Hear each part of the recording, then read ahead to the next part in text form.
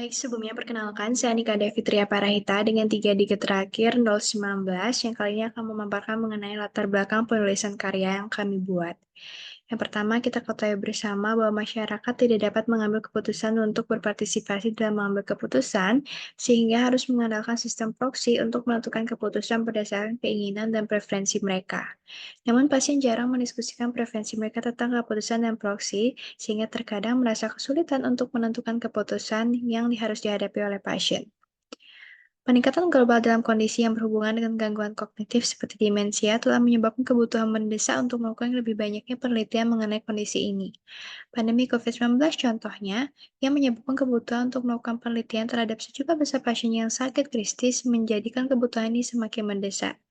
Karya ini memberikan langkah menuju untuk pengembangan intervensi di masa depan untuk meningkatkan kualitas pengambilan keputusan dari proksi, sehingga proksi dapat memastikan bahwa keputusan yang diberikan telah mewakili nilai-nilai dan keinginan pasien.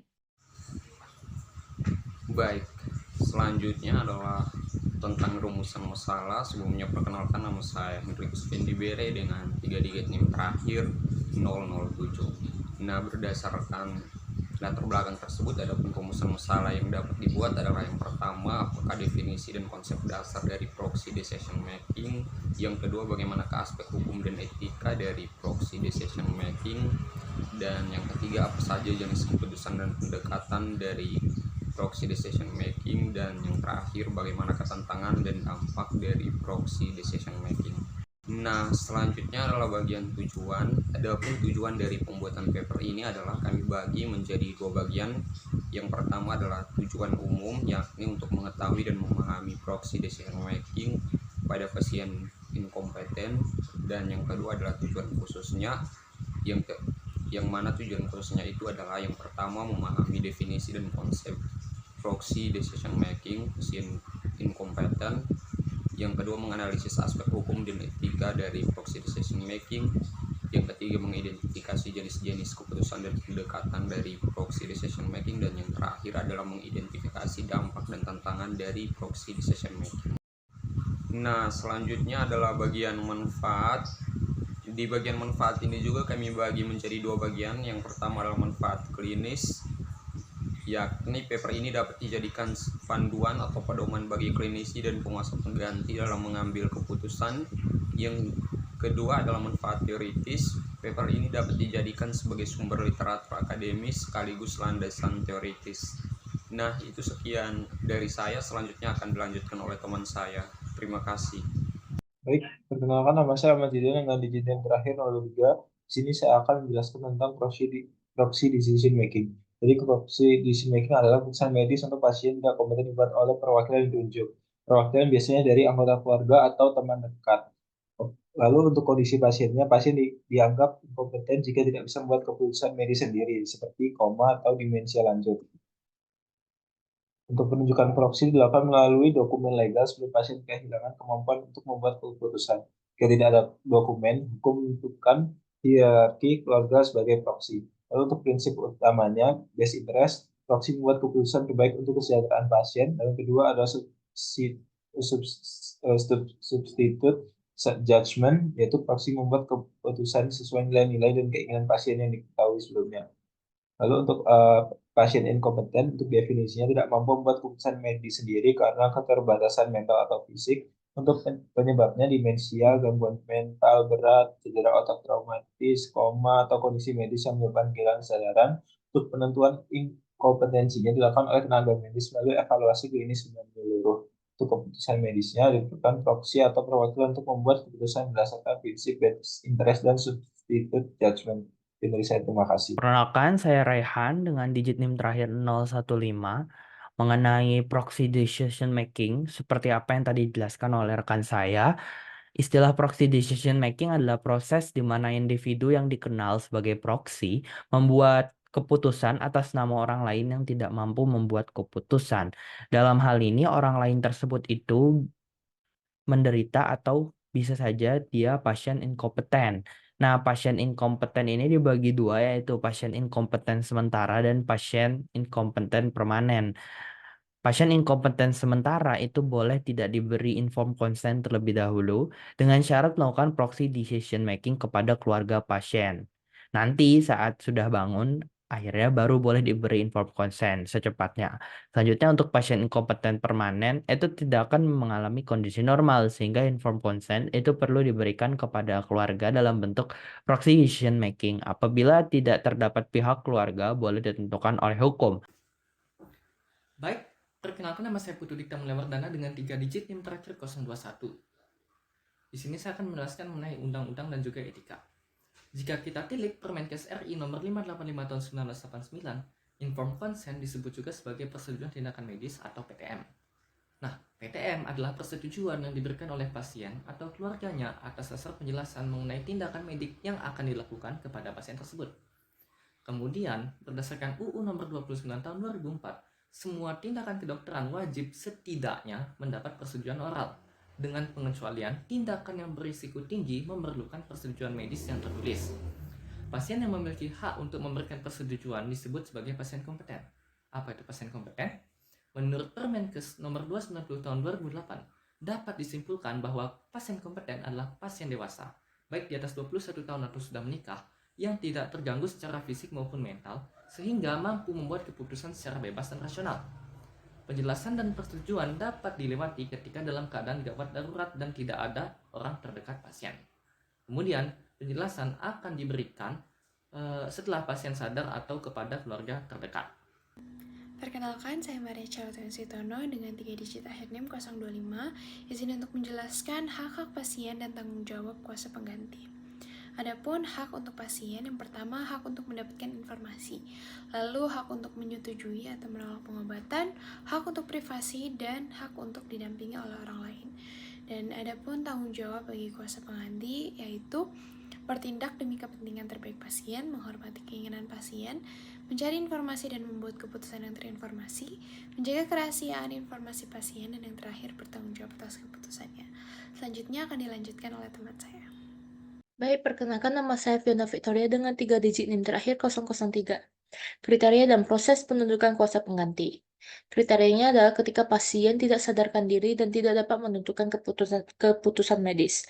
Dalam situasi di mana pasien kehilangan kapasitas untuk berkomunikasi dan membuat keputusan sendiri, dokumen yang dikenal sebagai Healthcare Power of Attorney atau HCPOA memainkan peran yang penting. HCPOA adalah dokumen hukum yang memungkinkan pasien untuk menunjukkan seseorang yang dipercaya sebagai pengambil keputusan medis mereka. Dan penunjukan ini harus dinyatakan secara eksplisit di dalam dokumen HCPOA. Selain dokumen HCPOA, ada juga dokumen yang serupa yang dikenal sebagai Durable Power of Attorney for Healthcare. Dokumen ini memungkinkan pasien untuk menunjuk seseorang, biasanya disebut sebagai agen, untuk membuat keputusan medis atas nama mereka jika mereka tidak lagi mampu melakukannya.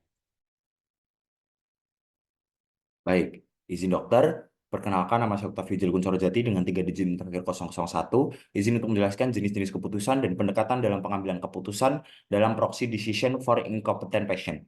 Yang pertama adalah jenis-jenis keputusan. Yang pertama adalah keputusan berdasarkan instruksi yang telah diberikan. Ini bisa berupa living will atau surat wasiat atau lewat durable power of attorney for healthcare. Ini bisa berarti seseorang yang telah ditunjuk untuk membuat keputusan medis atas nama pasiennya jika pasien ini sudah tidak inkompeten. Berikutnya adalah keputusan berdasarkan kepentingan terbaik atau best interest standar. Ini diambil berdasarkan apa yang dianggap terbaik untuk kesejahteraan dari pasien itu tersebut. Berikutnya adalah keputusan berdasarkan preferensi pasien yang terkenal atau substitute judgment standard. Ini berarti pengganti ini mencoba membuat keputusan sejalan dengan apa yang sudah dipilih oleh pasien lain yang sudah terbukti berhasil. Berikutnya adalah keputusan darurat. Dalam situasi darurat medis ini, keputusan sebenarnya diperlukan untuk keselamatan nyawa atau mencegah kerusakan serius. Maka dari itu, dokter ini mungkin mengambil keputusan tanpa persetujuan proksi jika proksi tidak tersedia. Berikutnya adalah keputusan berdasarkan konsensus keluarga. Ini keputusan yang diambil berdasarkan kesepakatan dari keluarga yang sudah disepakati sebelumnya. Dan berikutnya adalah keputusan berdasarkan pertimbangan etis. Ini mengacu prinsip-prinsip etika medis seperti otonomi, beneficence, dan non-maleficence, serta justice atau keadilan. Jadi, setiap keputusan ini memiliki implikasi yang berbeda dan seringkali melibatkan pertimbangan yang kompleks dari berbagai faktor termasuk dari kondisi medis si pasien itu sendiri. Oleh karena itu, penting bagi pengganti atau substitut ini untuk bekerja sama dengan profesional medis dan mungkin juga penasihat hukum untuk memastikan keputusan yang dibuat ini sudah sesuai dan pastinya untuk kepentingan terbaik dari pasien tersebut sesuai dengan petunjuk yang mungkin telah diberikan sebelumnya. Terima kasih dokter, akan dilanjutkan oleh teman saya. Perkenalkan, saya Vanessa Prague Paulus dengan 3 digit NIM terakhir 011 akan menjelaskan mengenai pendekatan pengambilan keputusan. Pasien yang tidak komputer memerlukan mekanisme pengambilan keputusan pengganti untuk memastikan keadilan dan kesetaraan. Ada 5 model umum yang digunakan. Yang pertama ialah kesesuaian medis atau medical approach, di mana keputusan didasarkan pada kemungkinan klinis tanpa mempertimbangkan nilai pribadi, pasien, dan mengasumsikan nilai-nilai profesi medis.